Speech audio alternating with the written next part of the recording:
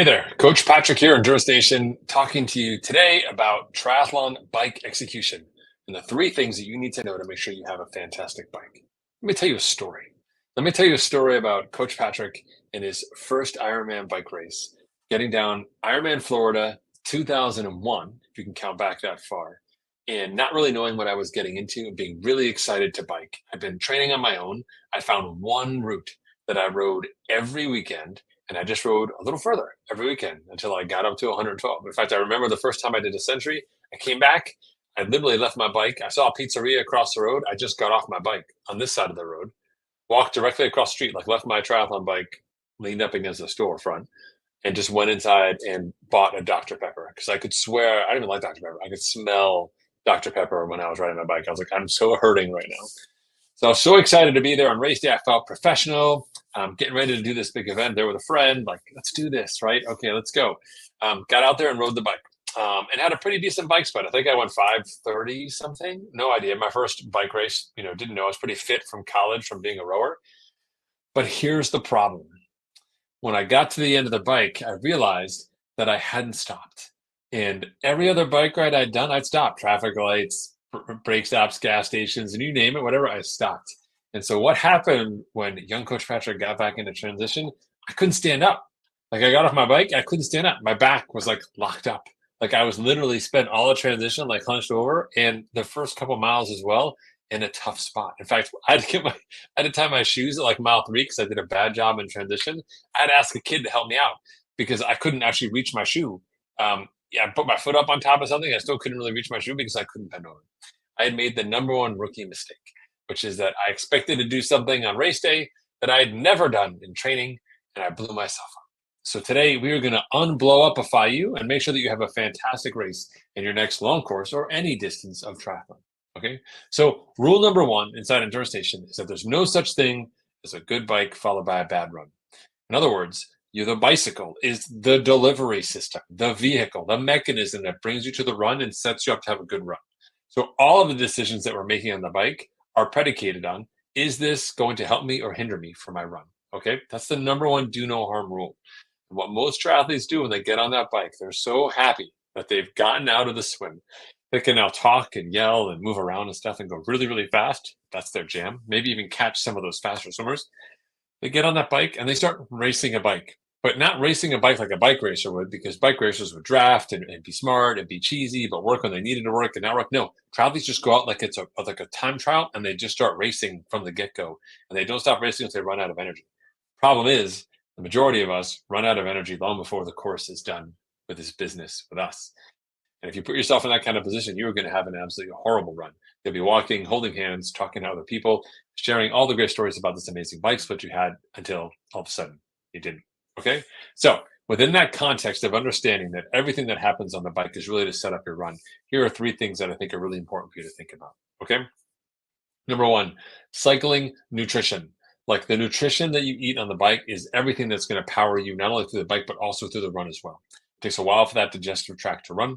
And what you eat and drink on the bike makes a massive difference. And as you work backwards, regardless if your bike is 6 hours or 4 hours or 3 hours and a half or whatever it is you're doing, that first hour of bike nutrition is the most important. It's when you get into your system, the system you've been practicing. It's when you start getting in fluids and food. Obviously, you've been swimming, so you've been, you probably want to pee and you burn some calories. It's time to start eating and get on track. All of that stuff starts to add up over time. If you do it right in a 6 hour day on the bike, by about hour four, you're kind of topped off for most of your calories. You can have a little bit here or there, but at that point in time, you're just sort of keeping on top of things. You're not trying to make up or catch up or solve problems that you've created for yourself by skipping nutrition. So you want to have a great nutrition plan that we practiced. You want to get right into it in that first hour. That's your number one goal in that first hour, is to get the nutrition plan started so you can start following that process, whether you've got a timer or an auto lap function or whatever it is for you, but you want to have that plan in place and you want to hit it. So number one, excellent nutrition execution, right? Number two, learning how to flatten the course. Okay. So, and when you're riding bikes or riding with friends, hills are great because we love to, use hills sort of a weapon, put pressure on other people, maybe leave them behind or make things harder, life harder, etc. The problem is that as triathletes, we're not really great at climbing on bikes. right? The minute we stand up on our bike, we go backwards, right? In a group ride, people hate you because you don't know what you're doing. Your shifters are out on the end of aero bars. You're not doing a great job managing yourself. You got way too much fluid on your bike. You're not looking where you're going. It's just kind of wild, right? Well, and within that context, with all of your friends, you feel like you're a professional, but in reality, you're just a rookie like the rest of us. And at the end of the day, we don't really know how to ride a bike well on a course in a way to be strategic. And since the goal is to finish the bike as fast as we can, but still set ourselves up for a great run, we don't want to do anything that's going to sap all of our energy in one fell swoop. The fastest way to sap all of your energy in one fell swoop is to go way too hard up a hill, right? And that's not the goal when you're climbing a hill. In our world, inside Endurance Nation, your job is to go as fast as you can safely sustain down a hill and to make sure that you're going as fast as you can on the flats by aerodynamic positioning, smart decisions with your shifting, working on some of the rollers, etc., all of that stuff. So we want to go fast when conditions let us go fast. But when conditions get hard, we want to sit up, hands on the hoods, loose fingers, loose shoulders, spin those, spin the cadence, get the right gear in, sit up. The hills are not where the race is won. Now, if you're looking for the secret part of hills, that secret part of the hill is actually at the very, very tippy top of the hill. We'll use this little section here behind me, this roof section here, so you kind of get it. When you enter that hill at the bottom, you want to kind of basically keep that same effort. So you start climbing that hill, you're actually going to start slowing down going up that hill because you'll be keeping that same effort you had on the flat, right? But the minute you get to the top of that hill, you get back on the effort right away. This way, you've flattened out your heart rate, you've kept things in a good zone, you're kind of smart, etc. You get to the top here and you get right back on it. Maybe even a couple of hard pedal strokes to get you going from 10 miles an hour to 13 to 16 to 19, and then carry that all that momentum down into the next section, right? What happens with someone else is when they start hit a hill, they start riding a lot faster. So like, we're racing on a hill, and you're like, I'm not racing. And they get to the top of the hill and they sit there and they start coasting and they go slow. You get up to the top of the hill and you go right past them. And you pass them by doing the work on the downhill and get the speed and the aerodynamic benefits. They blow themselves up on the hill. Their heart rate is out of control. They burn through matches. Their digestive tract is in a lot of trouble. They've accumulated a ton of heat. Now they got to try and get rid of all that before the next hill. Right? Odds are you do that 2 or 3 times, not going to happen anymore, and you're in big trouble. I know because I've done it. Don't be like me. Okay, instead be smart. Flatten those hills out. Use your gears accordingly. When the road goes up, you sit up. There's no point in racing on a hill on the bike unless for some reason the finish line is there. But it's not because it's a triathlon, so you've still got to run. Right? Super important. And again, a lot of people really put themselves into a bad position there. And the third most important thing you can do on the bike as you go through this process of getting ready. I talked earlier about the nutrition. I just talked about flattening out that hills. The last thing I think is really important for triathletes on the bike is to actually have a race plan based on sections of the course. Okay.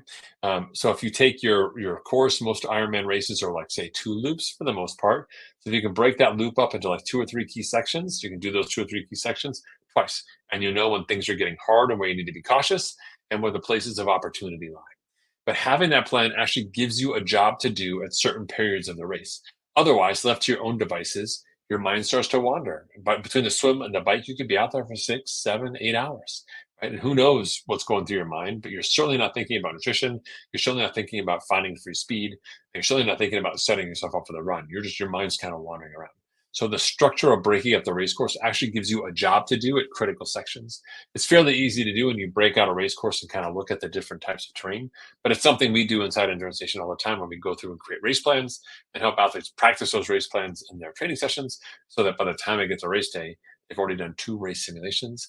And this is their 3rd race in the same setup with the same nutrition, etc. And so they're really prepared to succeed.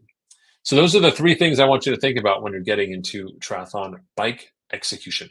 I'll be back later with another version for the run, but understand that again, the bike is really that delivery mechanism to get you to the run to be able to compete. And we want to make sure that you're exiting the bike in a place where you're fueled up, like topped off. Life is good there.